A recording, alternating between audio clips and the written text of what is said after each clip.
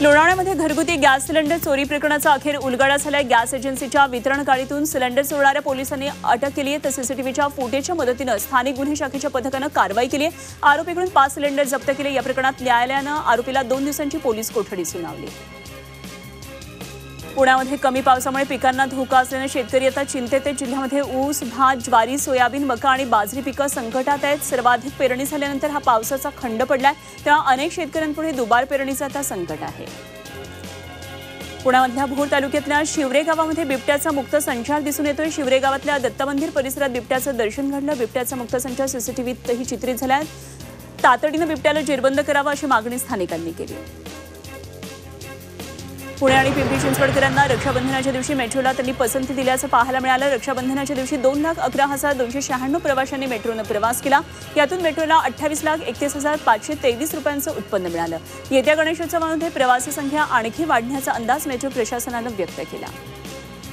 नाशिकच्या सिडको परिसरामध्ये मद्यधुंद अवस्थेत असलेल्या टवाळखोरांनी पारस कलेक्शन दुकानामध्ये शिरून दुकानदारासह कर्मचाऱ्याला जबर मारहाण केली।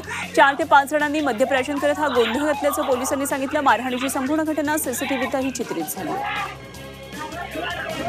नाशिकच्या वडनेर इथं 4 वर्षाच्या बालकाला बिबट्यानं ओढून नेत हल्ला केला। यामध्ये रक्षाबंधनाच्या दिवशीच बालकाचा दुर्दैवी मृत्यू झाला। घटनेनंतर मनसेनं प्रशासनाच्या विरोधात आंदोलन केलं आणि निषेध केला। मृत बालकाचा श्रद्धांजलीचा फोटो लावत अजून किती जीव जाणार वनमंत्री उत्तर द्या असा मजकूर घटनेचा निषेध नोंदवण्यात आला। आगामी मनपा निवडणुकीसाठी नाशिकच्या 31 प्रभागांसाठी राज्य शासनाला सादर केलेल्या प्रारूप प्रभाग रचनेवर नगरविकास खात्यानं अंतिम हात फिरवला। राज्य निवडणूक आयोगाकडे हा प्रस्ताव पाठवण्यात आला। आता हा प्रारूप प्रभाग रचनेचा आराखडा येत्या 22 ऑगस्टला प्रसिद्ध केला जाणार आहे।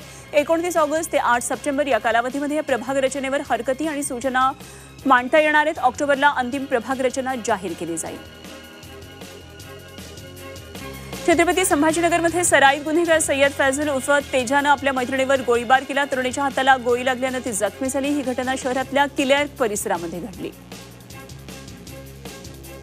छत्रपती संभाजीनगरमध्ये रिक्षाचालकानं प्रवासी महिलेला शिवीगाळ करत वाईट हेतून स्पर्श करून तिचा मोबाईल हिसकावला। मदतीसाठी धावलेल्या पोलिसालाही धक्काबुक्की केली आणि त्यांच्याकडचं चलान मशीन हिसकावलं। या प्रकरणात रिक्षाचालकावर गुन्हा दाखल करण्यात आला आहे।